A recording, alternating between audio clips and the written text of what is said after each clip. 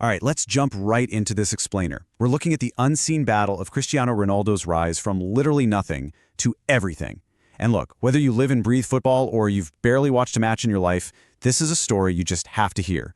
Today, we're breaking down the ultimate blueprint for proving that absolute greatness isn't just born, right? It's forged, and it is forged in the fire of extreme adversity. You know what's absolutely wild about this whole journey is that it almost didn't even happen. Seriously. When his mother, Maria Dolores, found out she was pregnant, her family's poverty was just so crushing she actually considered an abortion. She even confessed this to him later in life. Now, think about that for a second. But rather than letting that deeply painful confession break him, he used it as the ultimate fuel. He basically made this powerful declaration. He decided he was meant to live, and he was going to prove it to the entire world. So, Section 1. The Island of Dreams, Madeira, Portugal. To really get this guy, we've got to step into his ordinary world. And the contrast here is just staggering. We're talking light years away from the private jets and massive stadiums we associate him with today. His day-to-day reality was a cramped house in Madeira with peeling paint and a literal leaking tin roof. Money was so tight his mom would stretch a single pot of soup to feed 4 kids. His bed was jammed into this tiny room he shared with his brother, while his dad, a city gardener, was slowly losing this terrible battle with alcoholism. Yet laying in that tiny room, hearing the ocean outside, Cristiano was already dreaming of those bright stadium lights. He had zero safety net, none. But for a barefoot kid kicking a battered ball against uneven stones on the steep streets of Funchal, this singular, completely unstoppable obsession was his only ticket out. If his knees bled on the dirt, he kept dribbling. The older boys knocked him down, he just got right back up, hungrier, and a whole lot faster. Moving right along to Section 2, Trials of a Prodigy, Crossing the Threshold. It's really easy to look at a global icon and just assume it was a smooth, upward trajectory. But look at the escalating trials here. At 8 years old, he's grinding on dirt pitches. By 12, he's packing a single, tiny suitcase and leaving his family behind for the Sporting CP Academy in Lisbon. And then, at 15, a massive roadblock.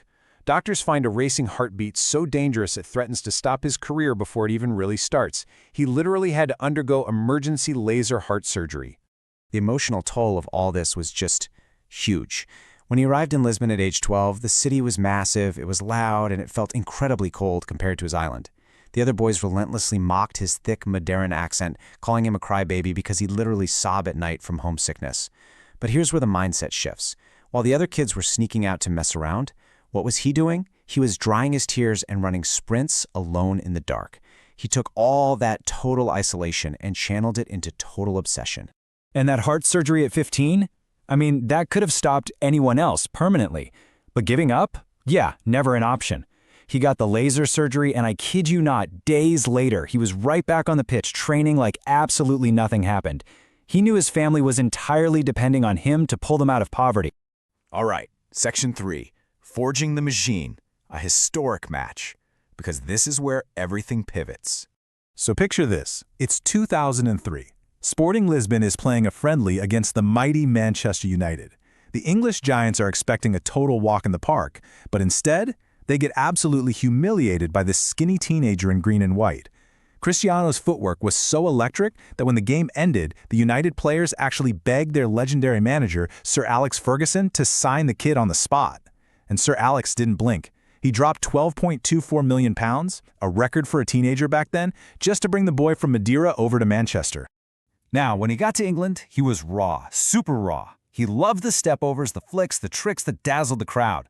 But Sir Alex stepped in as the ultimate mentor.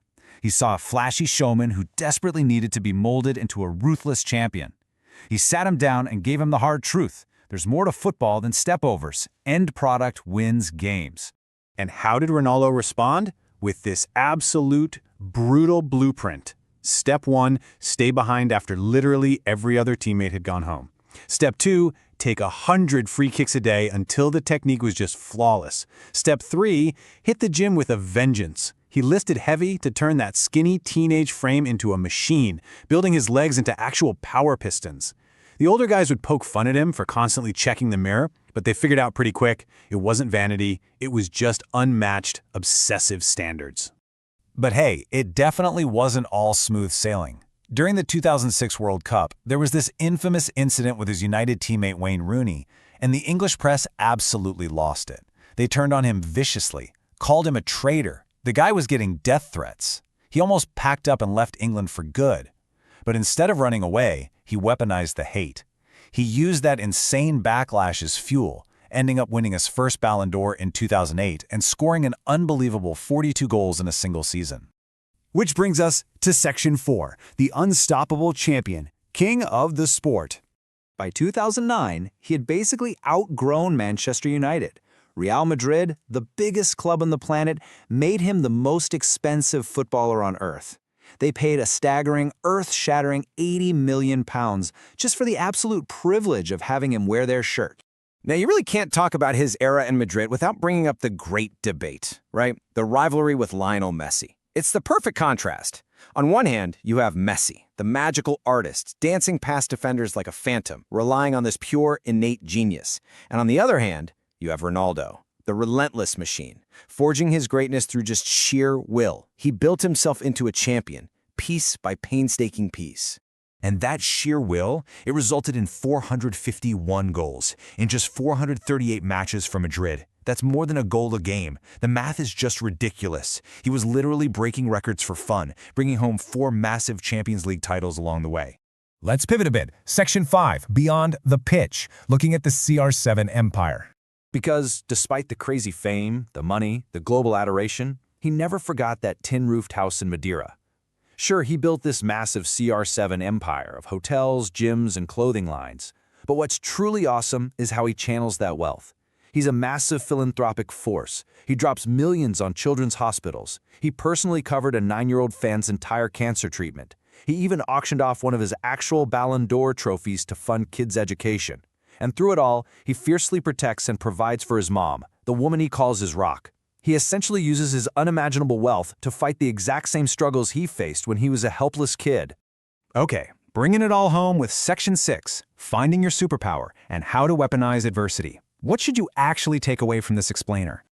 Here's the big takeaway, guys. Your struggle, it can absolutely be your superpower. Ronaldo's life is literally definitive proof that the only limits you have are the ones you choose to accept. Whenever you're mocked, whenever you feel totally isolated, or when the world is screaming that you can't push any harder, use it. Weaponize that adversity, exactly like he did, to get back up again and again and again.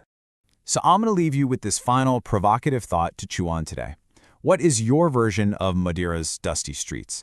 What's the challenge in your life right now that feels totally insurmountable? Let this story remind you that the only thing separating the kid with absolutely nothing from the person who gains everything is the sheer courage to believe it's possible. Keep pushing, keep building your machine, and I'll catch you in the next explainer.